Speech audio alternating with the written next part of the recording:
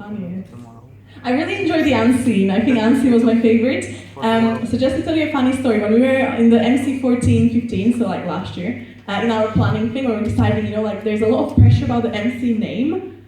So this year we are Gyro. A lot of people like to call us Giro, but we are Gyro. It comes from gyroscope, not the kebab, yeah? Okay. Just to clarify. So when we were deciding 14-15 what is the name that we want, we were thinking, so our president at the time had this great idea of calling us Cirque du Soleil. And we were kind of like, no one wanted to say, we're like, okay, let's just, you know, brainstorm a bit more. So luckily we didn't go with Cirque du Soleil, as you all know. I mean, it's a wonderful performance, but you know, as an MC team, it's kind of like, what are we, like acrobats, or are we like funny people, or what are we, like flexible? Like, we didn't really get it. Anyway, so, and then when we did the Unseen, when we came, you get to the room and you have sort of 15 minutes to prepare your presentation about like a random topic. The question read, if you were to be a character or like a person in Cirque du Soleil, which one would you be and why? Right? So I remember coming, I was the last person to go, and the other MC guy was already there, and I sort of came into the room and we just all started laughing, and it was really funny. It was like, if you were there, it would be funny, but you weren't, so.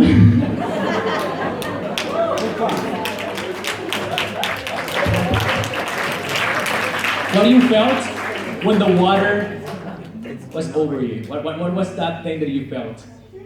Okay, so is it now when I share? Okay, so this is very embarrassing, and this is not a good case practice. This is not something anyone should ever repeat. Okay, so there was a couple of alumni that came on the Friday night, right? Yes, I think you got it. So there were people who came on a Friday night, and you know, it's very, very stressful, the whole experience, right? So when you finish your closing speech and the whole room goes into a lockdown and people start voting, it's very, you know, you're kind of like, I don't care anymore, like, I just don't care, you know, it's done, it's over. So, and then there's a lot of alumni who have, you know, debit cards and credit cards, and then there is a bar, and then there is stress candidates. So like, put it in one equation, and you kind of get the end result. So I actually don't remember my MCP announcement.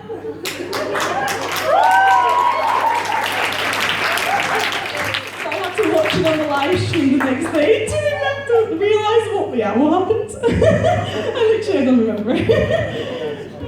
That's one of the funniest announcements. Last question. I like to make the people feel uncomfortable sometimes. Are you running for AI? No. Yes. Cheers, running for AI. No. Okay, we're ready. So please stand. You know you will. Okay, so please stand up.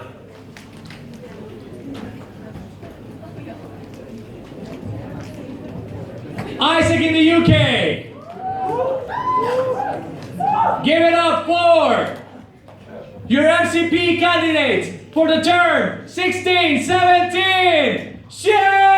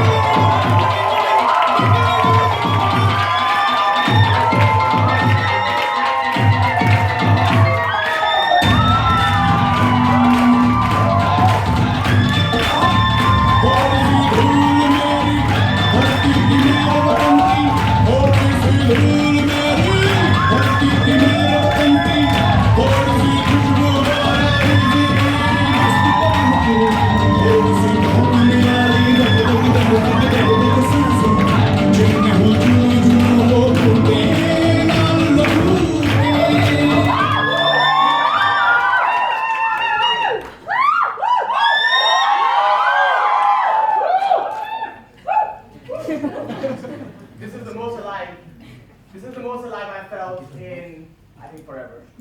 Okay. So, to start off, tell you a little bit about where my ISEC journey started. So, I first joined ISEC in 2010 in a city called Hyderabad in India. And I was still in school, and I was just like, I want to do something different. I don't want to do just studies and things like that. And I ended up joining ISEC. And when I was talking to these people, they were talking about, oh yeah, we develop responsible global leaders, and We do that by sending people on exchange experiences and things like that. And I said, oh, this is super cool. I definitely want to be a part of this. So I joined, and the first team that I was a part of was the ER team, and we call ourselves amplifiers. And basically what I did was fundraising for sort of GCDP projects that we were running, and the first project that I fundraised was for a sex education project in high schools in India, where there's a lot of stigma around things like this. And I said I thought it was really, really cool. But at the same time I said, okay, but what's the difference between me fundraising for another charity and fundraising for ISEC? And I didn't necessarily see the difference at that point. I didn't necessarily see the leadership side or the exchange side of it.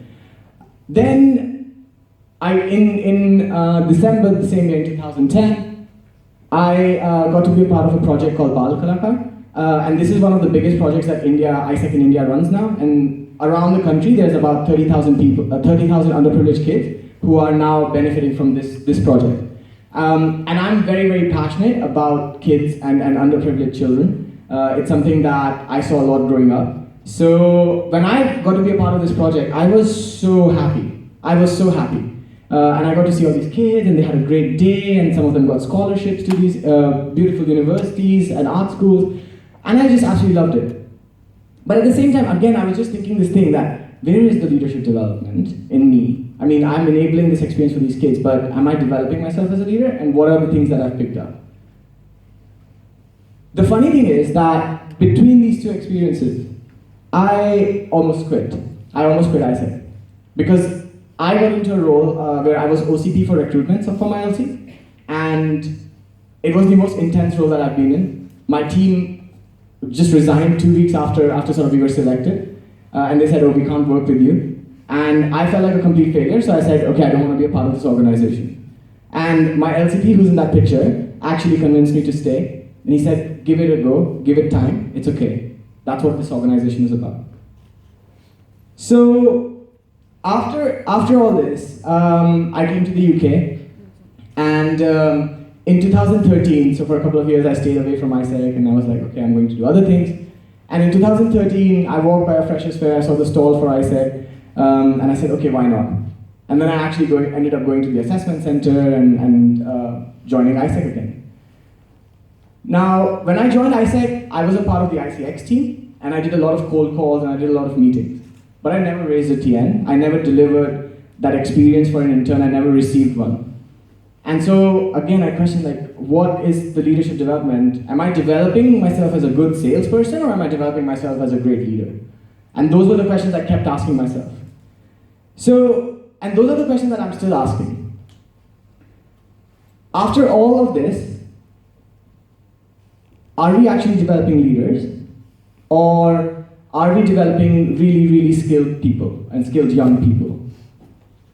Because if we are doing things like cold calls and meetings, and if we are doing payment pushes for our EPs, or if we are doing flyering and digital marketing, are we actually developing leaders through those actions, or are actually developing very skilled young people? Because ultimately, our promise that we make every time we recruit a person into this organization, our promise every single time we talk to an EP or talk to a potential person who would go on exchange with us, is about leadership development, because that's what this organization is about.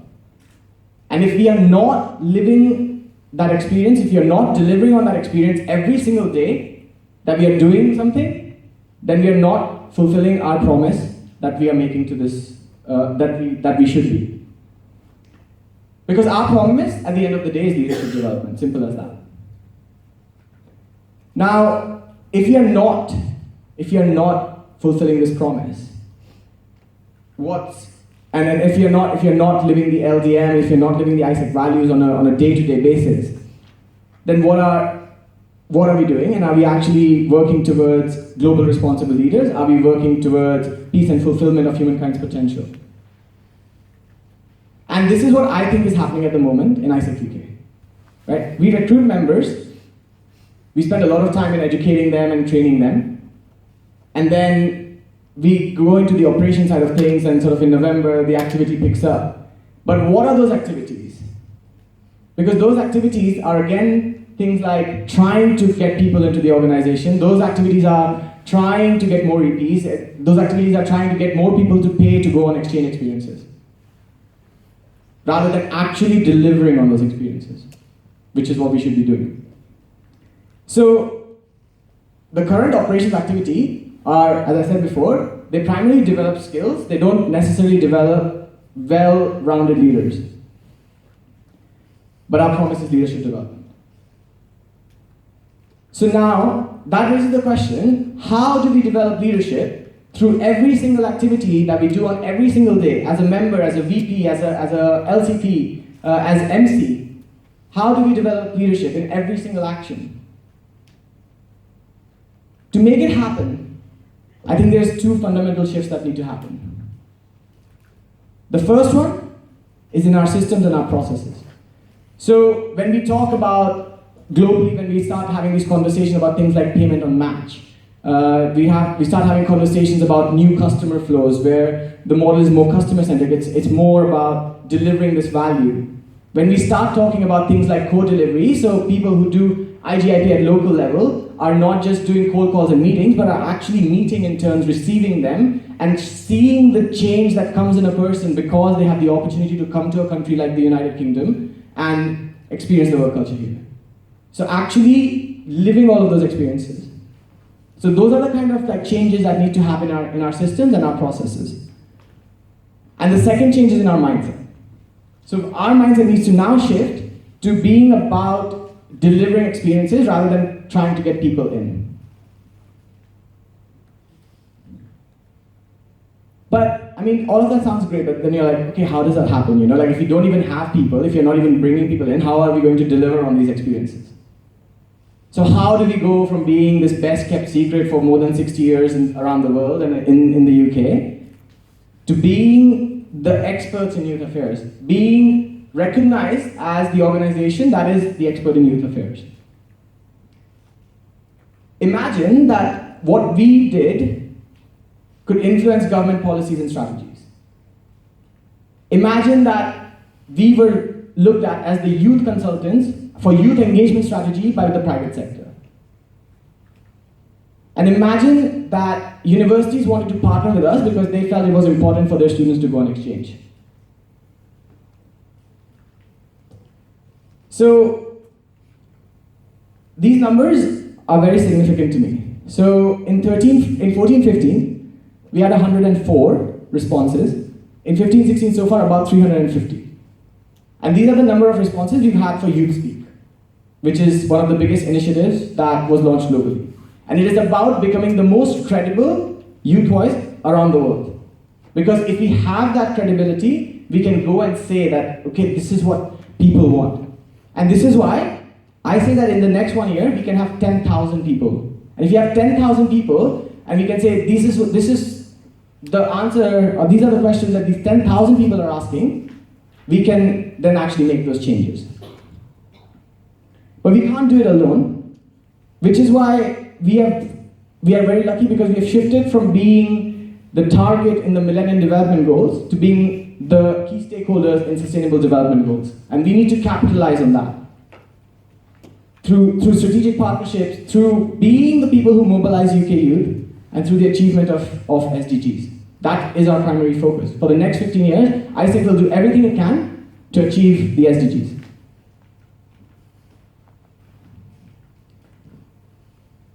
I will leave you with one thought, and this is Packard's Law that I read in a book, and it talked about no company growing consistently without the right people. I'm 100% sure that we have the right people, and we lose them every year, and then we bring in more right people. And we need to start keeping more right people within this organization, and that's a choice we need to start making now to make sure that we grow sustainably. Thank you.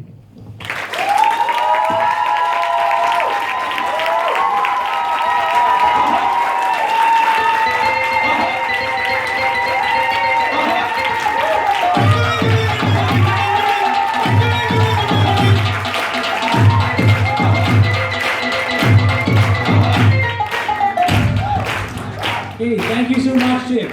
Is there any clarification question? Oh. Okay, so please give it up for your MCP candidate, Shay!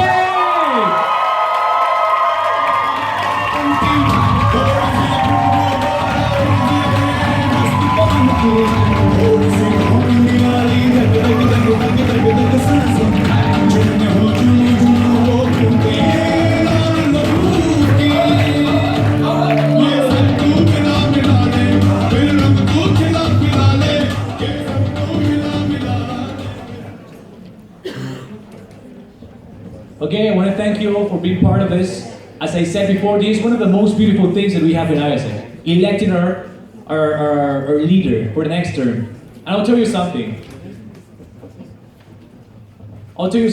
These people just standing here and sharing their thoughts, ideas, intentions, and inviting you for something else in the next term, they are already shaping the organization. Because there's one person that's going to get elected, but the ideas that you are receiving in this moment, I'm pretty sure that if you are like super connected to one of them, they're going to take it forward. They're going to make it happen.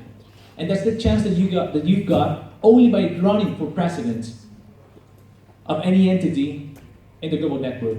And in this case, of ISAC in the UK. So thank you so much, and please now the last round of applause for you guys as well, that you deserve it as well.